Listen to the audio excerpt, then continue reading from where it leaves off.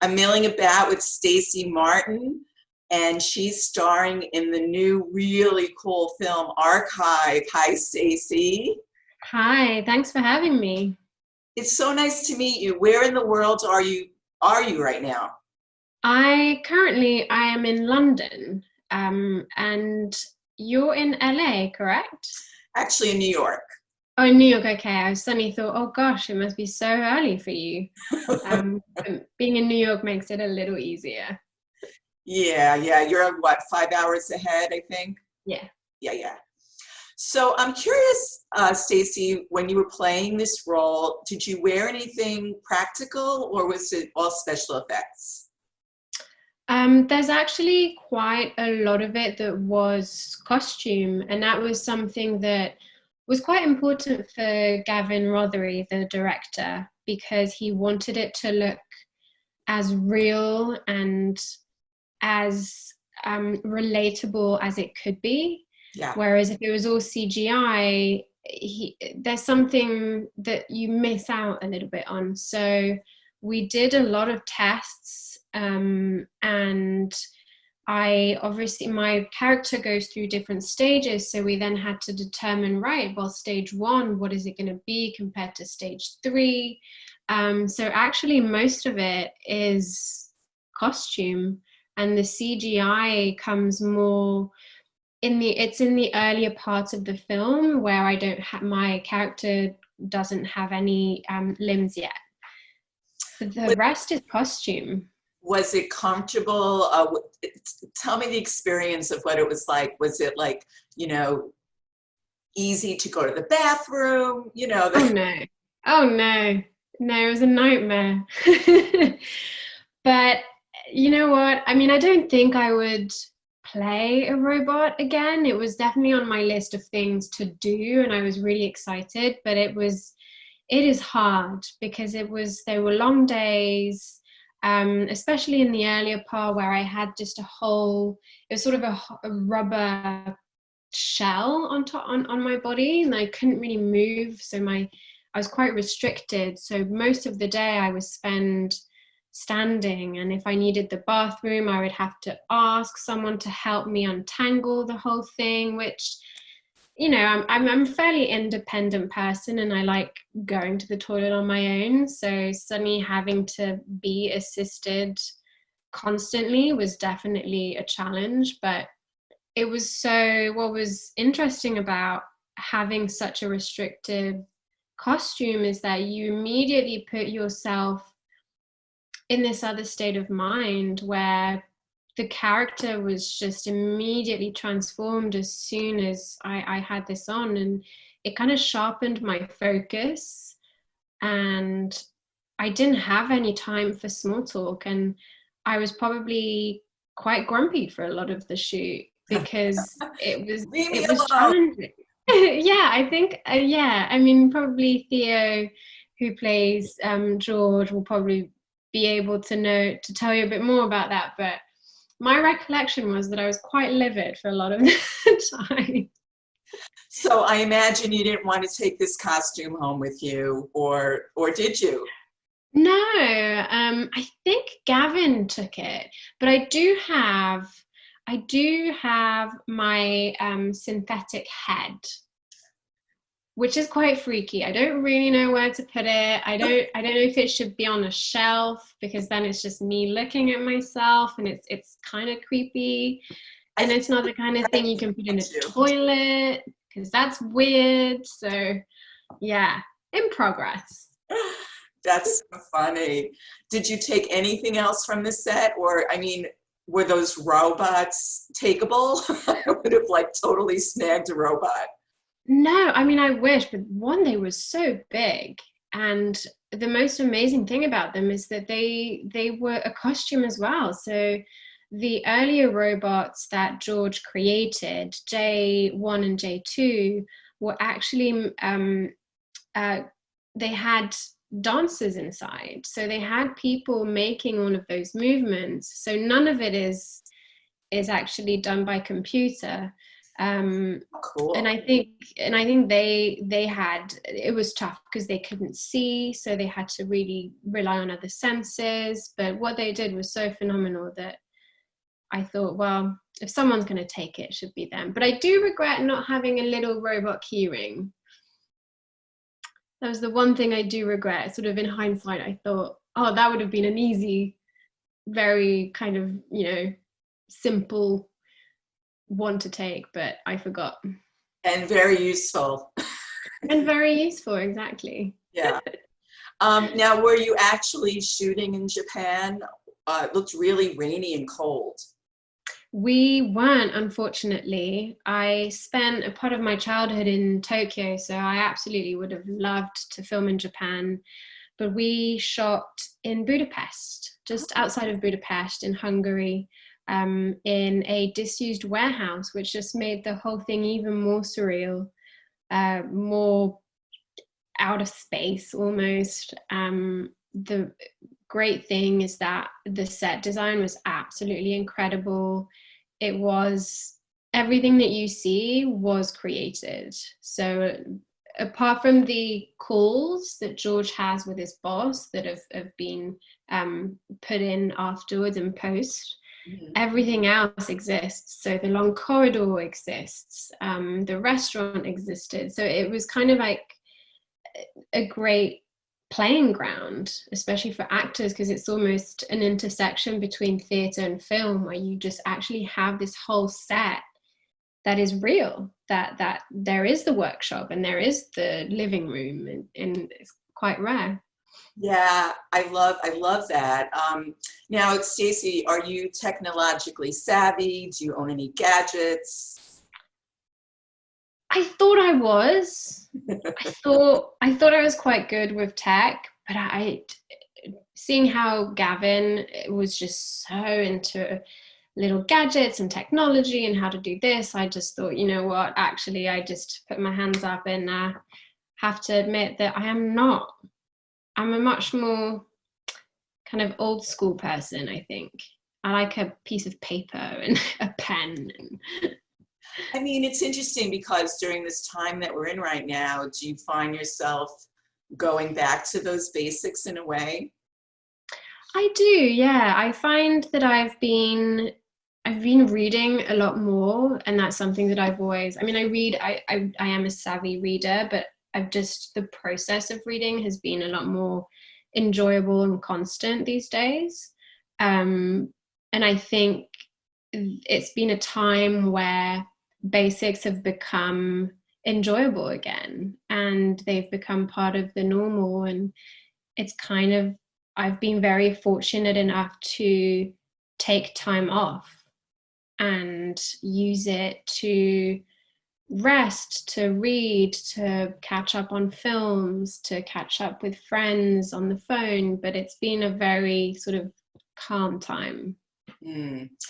Is there anything that you're missing the most right now that you wish you could do? Probably, it's just starting now. I've been very much a hermit and not wanting to go out and not missing anything. But slowly, I think I'm missing eating out, which is quite surprising, I think, just because for me, eating out is a very sociable thing, and it encompasses being with friends and catching up and having a conversation, having great food.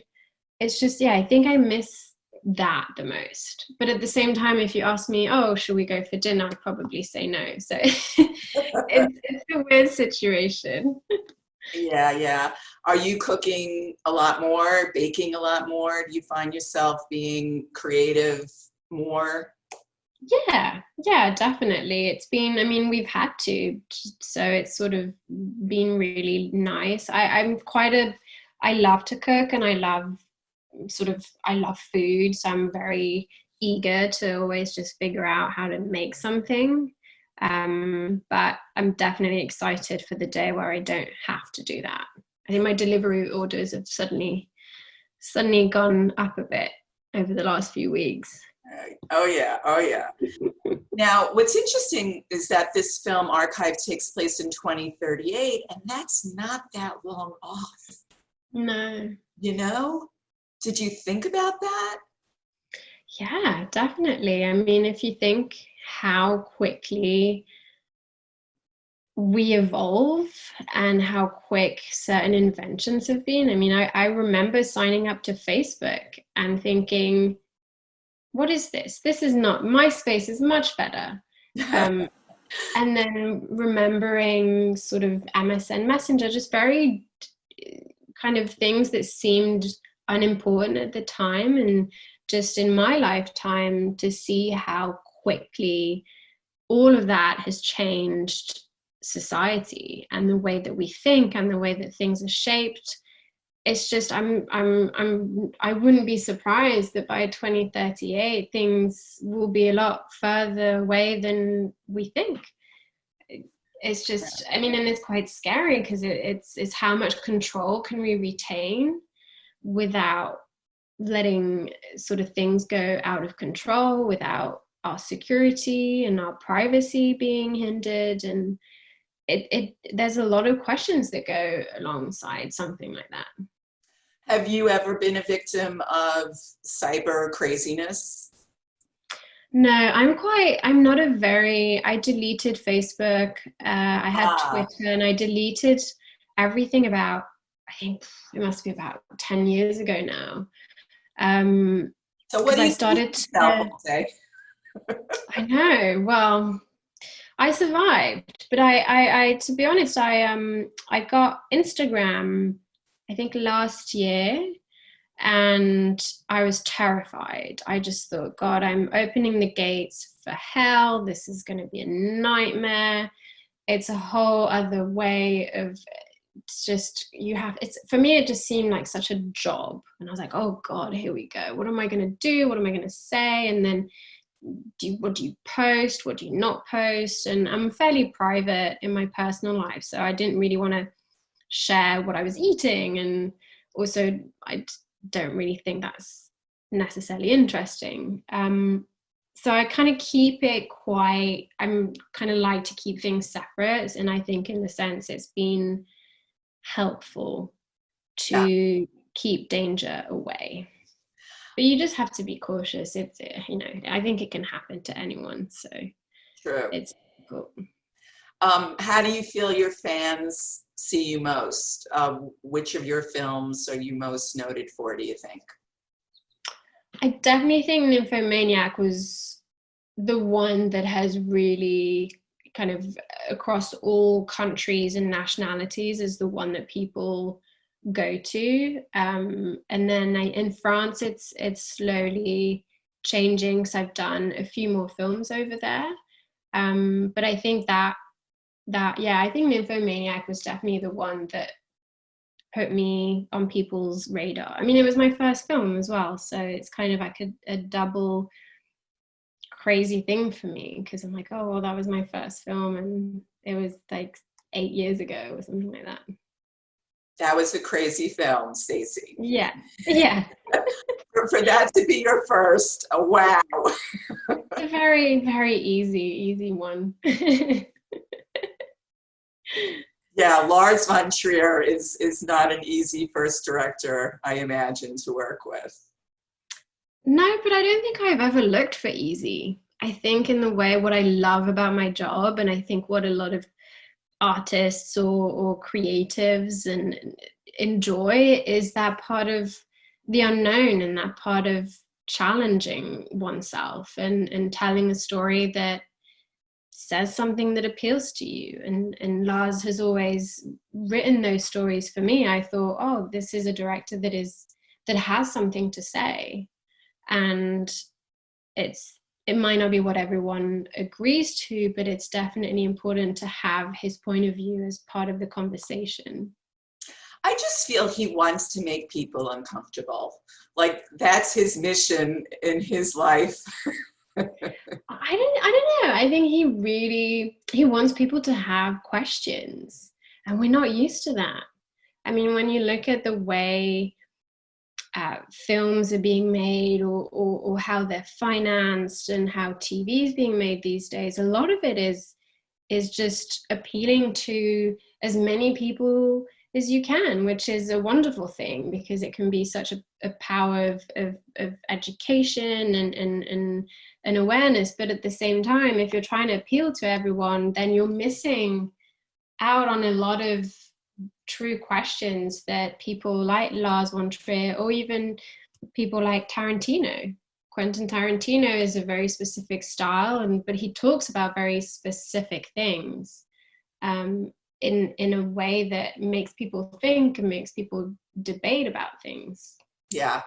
Would you, I'm sure you would want to work with Quentin one of these days. Oh yeah, I'd love to.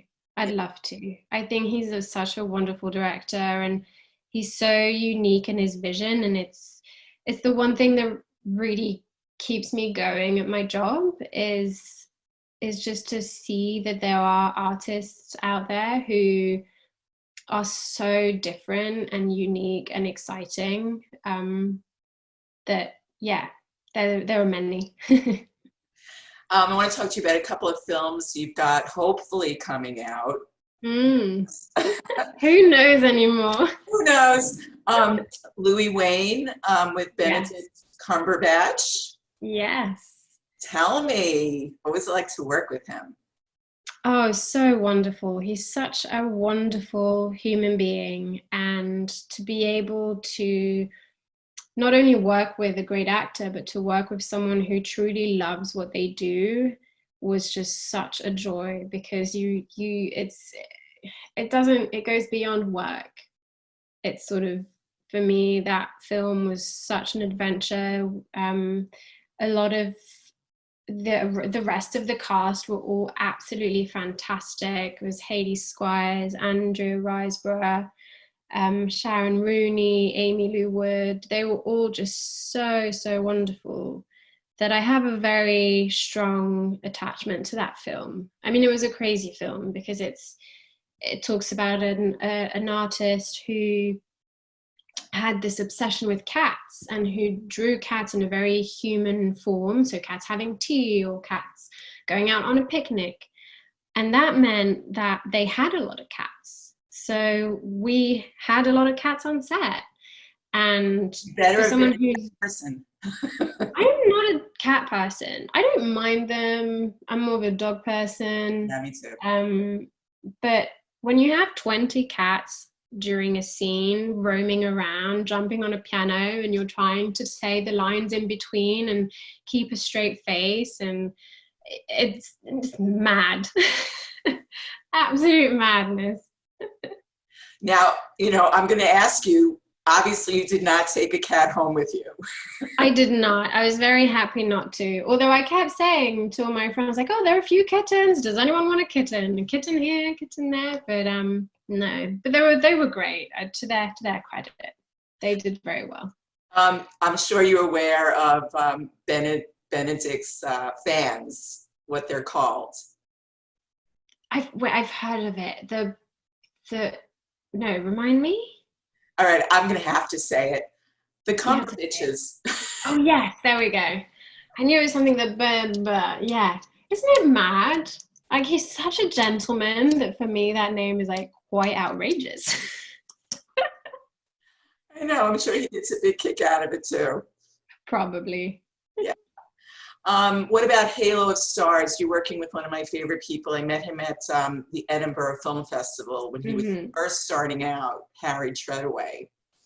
Oh, really? Yes, darling. And of course he has a twin. So you never knew, was this the twin? Was this Harry? I know, with Harry, and then you're just like, who, Luke? No, hi. Yeah, I've seen him a few times, and I always have to have a double take of going, who? And they're like, oh, it's me. I'm like, yeah, I know it's you. But sadly, I did not work with him in Halo Stars. I had a very small part, so I missed out on that. But it's such a wonderful script by Anthony Lasero, and it was his first film. And yeah, I haven't seen it yet, so I'm really, really curious to see that one. And did you also perform a song in Vox Lux? Actually, perform? I did. Ah. Well, I mean, I'm hoping, I mean, probably because I'm not a great singer. I used to be terrified of singing. So I started taking singing lessons because I knew about the project for quite a long time. I'm very close to Brady Corbet, the director. And as soon as he started talking to me about this film, I thought, well, I have to take singing lessons because this is not going to be enjoyable for me, and this is not going to be enjoyable for anyone else hearing me. So I took singing lessons, and hopefully it was okay, and they could do a few improvements in post. So now, getting back to archive, my last question is to you. What is your philosophy about AI? It's a hard one. I think I've been so reluctant to engage with technology that making this film and talking to Gavin in the way that he saw technology and the things that he hoped it could do kind of made me kind of flip the coin a little bit and just hope that AI can be used for the best. I think if it enables education to be a worldwide available element of humanity, then I think AI can be really groundbreaking. But as long as it's not to the expense of human beings themselves and to what really matters, I think, at the end of the day. But it's a hard one. Yeah. And we also don't know what it's going to become. It's changing so quick. Yeah. I have a good place for your head. You ready? Tell me. Right behind you on that shelf. Oh God. Wouldn't it be scary though? You're logging in and you just see my head at the back. Like, hi, how are you? Just this evil robot looking in. It's my alter ego. She's just making sure everything's okay. There you go. Well, Stacy, it was so lovely to chat with you. And thank you for having me. Stay safe, and hopefully I'll get to meet you in person one of these days. That would be gorgeous. That would be wonderful. Thank you so much. All right, take good care. Bye. Stay safe. Always news. Always refreshing. Always candid. Always milling about. Robin Milling delivers what celebrities are saying to you.